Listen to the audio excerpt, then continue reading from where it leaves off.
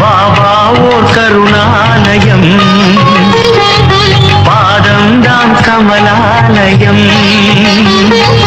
பாபா ஓர் கருணாலயம், பாதம்தான் கமலாலயம்.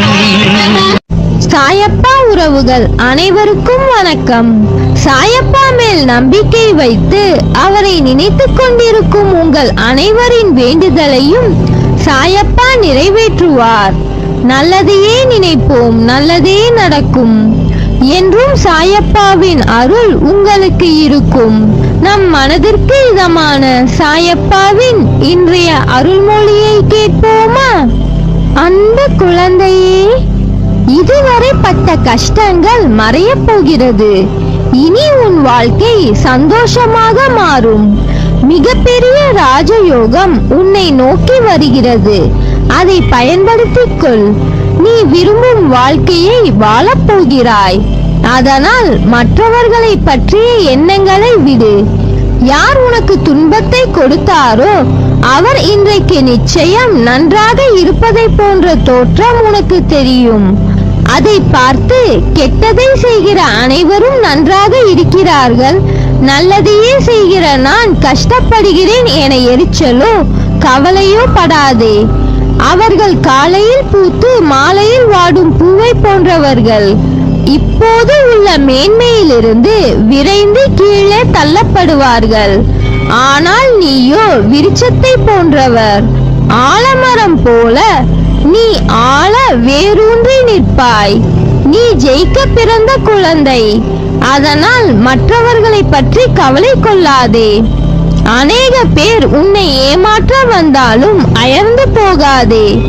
எத்தனை இழப்புகள் வந்தாலும் சோர்ந்து போகாதே. உன் மனதிற்குள் நான் ஆழமாக வேர்விட்டிருக்கும் விருட்சம் என்று சொல்லிக்கொள். நீ உண்மையிலேயே விருட்சமாகி மலர்கள் மட்டுமல்ல கனிகளையும் தருவாய். அதன் மூலம் வருகிற நன்மை பலருக்கு பயனாக இருக்கும். நாம் இன்று கஷ்டப்படுவதை போலத்தான் நம் எதிரில் இருப்பவரும் ஒரு நாள் துன்பத்தை அனுபவிக்க போகிறார் என்பது உனக்கு தெரிந்துவிட்டால் நிச்சயமாக அவர்கள் மீது கோபப்பட மாட்டாய். அவர்களுக்காக நிச்சயம் பரிதாபப்படுவாய். இன்று நான், நாளை நீ என்று சொல்லிக் கொள்வாய். உனக்கு தவறு இழைத்தவரை பார்க்கும் போது இவரும் தண்டனைக்கு தயாராகிறார் என்பதை தெளிவாக தெரிந்து அவர்களுக்காக பரிதாபப்படு. எந்த சூழ்நிலையிலும் நீ பாதிக்கப்பட மாட்டாய். வாழ்க்கையில் பிறப்பு இறப்பு என்ற இரண்டு பக்கத்திற்குள் அன்பு, பரிவு, இரக்கம், மன்னிப்பு, கோபம், வெறுப்பு, விரோதம் என எத்தனை உணர்வுகள்! இந்த சூழ்நிலைகளுக்கு நடுவில் 1000 உறவுகள் நம்மை சுற்றி வலம் வருகிறார்கள். அம்மா, அப்பா, அக்கா, தம்பி என பல உறவுகள். அவர்கள் உன்னுடைய ஒவ்வொரு ஜென்மத்திலும் வெவ்வேறு ரூபங்களான ஆன்மாக்களாய் வருகிறார்கள். உன் பிறப்பிலும் இறப்பிலும் உன்னுடன் யாரும் வரப்போவதில்லை. அதை போலவேதான் மற்றவர்களுக்கும் என்பது உலக நியதி. அப்படி இருக்கையில் வாழும் நாட்களில் ஒருவர் மீது ஏன் அன்பு வருகிறது, ஏன் கோபம் வருகிறது என்பதுதானே உன் கேள்வி. நீ ஒரு கற்கள் நிறைந்த வழியில் நடக்கிறாய். அப்படி நீ போகும்போது ஒரு கல்லால் உன் காலில் அடிபட்டு விடுகிறது. அது உனக்கு வலிக்கிறது. அந்த கல்லை யாரும் காலில் படாதவாறு ஓரமாக ஒரு இடத்தில் போட்டு உன் வழியில் நடக்கிறாய். இது வாழ்க்கையை பற்றிய ஒரு புரிதல். நீ பெற்ற வழியை மற்றவர் அனுபவிக்க கூடாது என்று. நீ போகும் பாதையில் முட்கள் இருக்கிறது, அதை கவனித்துக் கொள்கிறாய். உன் காலில் காயம் படவில்லை, இருந்தாலும் அங்கே மற்றவரும் செல்லலாம். அவர்கள் கால்களை காயப்படுத்திவிடக் கூடாது என்று அதை ஒரு ஓரமாக வைக்கிறாய். இவற்றின் மூலமாகத்தான் வாழ்க்கையின் உண்மையான அர்த்தங்களை எந்த அளவிற்கு புரிந்து கொண்டுள்ளனர் என்று தெரியும். வலித்தால் அதை உணர்ந்து மற்றவர்களுக்கும் அது வரக்கூடாது என்றும், கண்ணில் பட்டது மற்றவரை காயப்படுத்தும் என்று உணர்ந்து அதை ஓரமாக வைக்கிறாய். அவர்கள் மனதால் அன்பை நேசிப்பவர்களாக இருப்பார்கள்.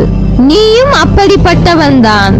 ஆனால் சில பேர் தன் காலில் காயம் பட்டதால் கல்லை தூக்கி போட வேண்டும் என்ற எண்ணம் இல்லாமல் தன் வலியை மட்டும் கவனித்து செல்வார்கள். அவர்களுக்கு வாழ்க்கையில் அன்பு இல்லாமல் இல்லை. அவர்களுக்கு அவர்களின் வலியை தாங்க முடியவில்லை. அதனால்தான் அது தவறல்ல. ஆனால் முட்களை பார்த்தும் அந்த இடத்தில் இருந்து அதை எடுக்காமல் கடந்து செல்லும் உள்ளத்திற்கு தான் அதிகம் அன்பை பற்றியும் வாழ்க்கை பற்றியும் புரிதல் வேண்டும். இவைகளை நான் உனக்கு கூறுவதற்கு காரணம், கடவுள் படைத்த அனைத்திற்கும் காரணம் உண்டு. அவற்றுள் மிக புண்ணியமாய் கருதப்படுவது மனித இனம். ஓர் உயிரின் பிறப்பும் இறப்பும் மனிதர்கள் கையில் இல்லை, எல்லாம் கடவுள் கையில்தான். இதையெல்லாம் உனக்கு போதிப்பதற்கு காரணம், என் பிள்ளையான நீ கிடைத்த வாழ்க்கையின் பயனும் நீ எடுத்த பிறப்பின் மகத்துவத்தையும் அறிய வேண்டும் என்றும் உணர வேண்டும் என்றும் தான் உனக்கு இத்தனையும் சொல்கிறேன்.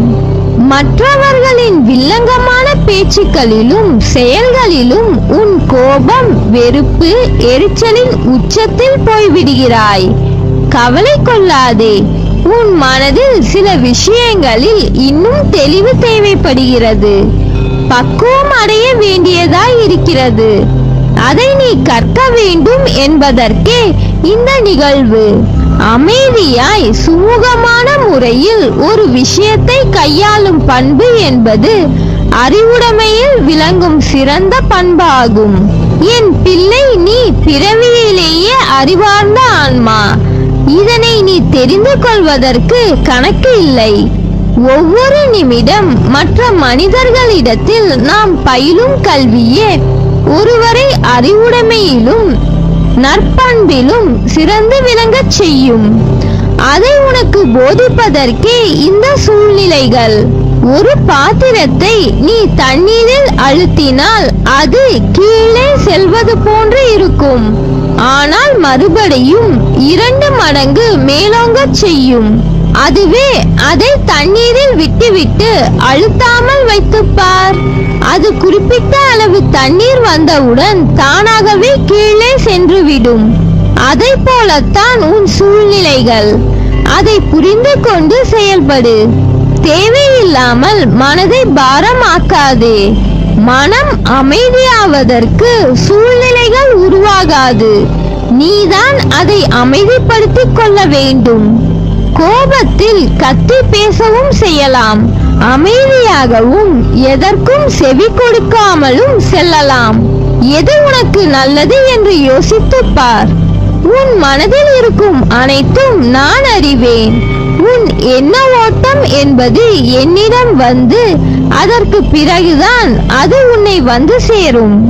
அப்புறம் ஏன் சாயப்பா சில நேரம் எனக்கு குதர்க்கமான எண்ணங்கள் தோன்றுகிறது? நான் இவ்வாறு யோசிக்கும் குணம் கொண்டவர் இல்லையே. பிறகு ஏன் என் மனமானது எப்படி மாட்டு வண்டியில் இருந்து அச்சாணி விழுந்தால் வண்டி தறிகெட்ட அடங்காமல் ஓடுகிறதோ அதுபோல் என் எண்ணங்கள் இங்கும் அங்கும் திசை மாறுகின்றது என்பதுதானே உன் கவலை? அந்த அச்சாணி முறிவதற்கு முன்னரே நீ சுதாரித்தால் உன் வாழ்க்கை என்னும் பயணம் சுகமாகி இருக்கும். வாழ்க்கையில் ஒன்றை நன்றாக புரிந்து கொள். ஓடும் தண்ணீரில் நீந்தலாம். ஆனால் அந்த தண்ணீர் காட்டாற்று வெள்ளம் போல் இருந்தால் அது கண் இமைக்கும் நேரத்தில் அடித்து சென்றுவிடும். நீ சுதாரித்தால் மட்டுமே உன் எண்ணங்களின் நிலை அறிந்து பிறகுதான் நீ நிதானத்தில் செயல்படுகிறாயா அல்லது சந்தர்ப்பம் உன்னை இப்படி தேவையில்லாமல் யோசிக்க வைக்கின்றதா என்று தெரிந்து கொள்ள முடியும். இன்று உன் சாயப்பா உன் மனதில் இருந்து உன் போக்கை ஒரு நொடியில் மாற்றியதை உணர்ந்தாயல்லவா? அதே போல் என்னை நம்பு. உன் வாழ்க்கைக்கு தேவையானதை எடுத்துரைத்து பக்கபலமாய் இருப்பேன். உன்னை விட்டு நான் விலகுவதும் இல்லை, உன்னை விலகி போகும்படி நான் செய்வதும் இல்லை. உன் அம்மாவாக அப்பாவாக உன்னை இருப்பேன். எதற்கும் பயப்படாதே, கலங்காதே.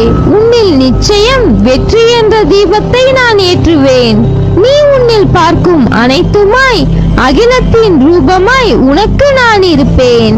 நல்லதே நடக்கும். நீ என் பரிபூர்ண அருளும் ஆசீர்வாதமும் அன்பும் பெற்ற என் செல்ல பிள்ளை.